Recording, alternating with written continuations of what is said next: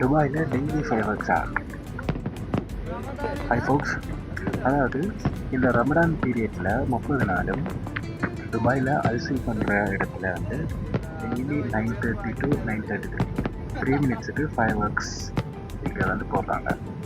So first 19th போடக்குள்ள என்னடா பக்கத்தில் வீட்டில் ஏதாவது திங்ஸுகள் விழுந்துச்சோ இல்லாட்டி ஏதாவது திங்ஸ் இறக்குறாங்களோ என்று யோசிக்கலாம். ஆனால் அதுக்கப்புறம் டெய்லி அந்த டைமுக்கு போகிறதுன்றது பார்த்தோம்னா கிட்டத்தட்ட இப்போ 19 to 27th 8 நாளாக அதே டைமுக்கு மெயின்டைன் பண்ணிகிட்டு இருக்காங்க.